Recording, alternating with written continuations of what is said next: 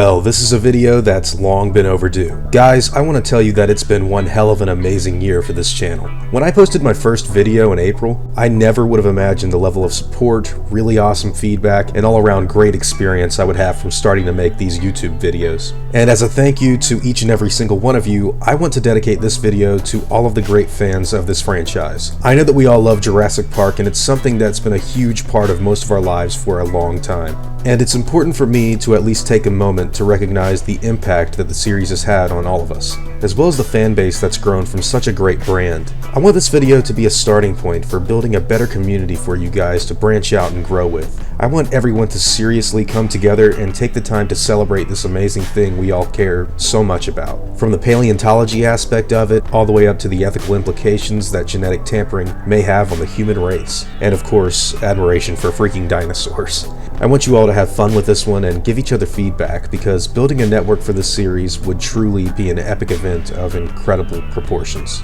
The first thing I want to do is give some of the people that have followed my stuff for a long time shoutouts, and I want to stress that this is the final time that I will do this, and I'll explain why after I give these last few out to you guys. I want to take the time to draw your attentions to Benosaur 2004, River Minecraft, and The Assassin 1989. You guys have been really courteous and awesome to talk to, and I'm hoping that these guys will take the time to check out your channels because you all deserve it. All of you guys want to continue to grow your channels, and I really support all of you on that journey. Now, the reason these guys are on my last vocal shoutouts is mainly due to the fact that this video will from now on be the place that all Jurassic Park related shoutouts, content creators, artists, and fanfiction writers should really rally behind to try and build an audience. And the ultimate reason for this is because this is going to be a video where I go over a select few creations some of you guys have been working on that I'd like to share with as many people as possible. These are ideas that were sent to me over the course of the 9 months that I've been on YouTube, and as such, I figured now would be a good time to go over all of them in full.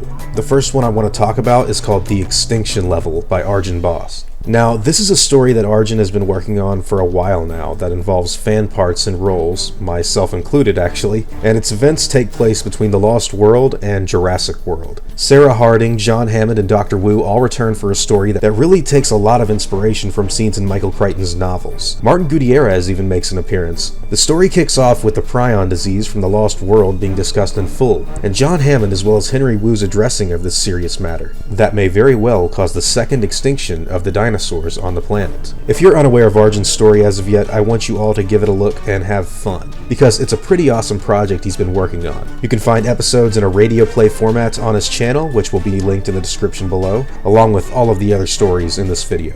The second story is called Jurassic Center by Hunter the Gamer, and its plot revolves around a new man being put in charge after the events of Jurassic World. In the time spent past the movie, Henry Wu has dedicated his work to perfecting the genetic code of these dinosaurs in an effort to make them better than ever before. However, his work is redirected after this new employer named Mr. Saito makes it abundantly clear that another theme park will indeed be created to showcase these animals. Even Wu himself finds this idea extremely bad as he only seeks to better his work. But this new madman will never let Hammond's dream die, and states that Jurassic Center will open no matter the cost. It really intrigues me that Wu is absolutely against the idea of doing another park again, and some insane guy demands for another one to be built, despite all of the failures in the past. It kind of feels like a logic battle to me, and something that deals a lot with as much as genetic engineering as it does with the folly of man's ambition. Finally, Jurassic Park Revival is the third story I want to feature in this video. The general setup has Tim Murphy assume the role of CEO at InGen and details his revival of the company as a research-only operation. We begin the story with InGen's usage of the restored amphitheater in San Diego, which has been repurposed as a laboratory where various different dinosaur species are watched over in a number of different conditions. Jurassic Park Revival mainly features 3 new leads named Amy, Natalie, and Stu, all of which do a vast amount of research on some smaller carnivores that you get to know as the story progresses. Specifically, a baby Tyrannosaur and a baby Spinosaur make a big impression once introduced. Of course, all of the information that will lead to this story, as well as the Extinction Level and Jurassic Center, are again in the description waiting for you to check out, and I would strongly recommend that you do so. The final thing I want to share with you is a fan idea that was shown to me way back before the trailer for Fallen Kingdom was released. And this I would actually like to keep anonymous for the sake of good fun. One viewer had a really great image in mind of an ending he'd like to see in Jurassic World Fallen Kingdom. Here's his complete description.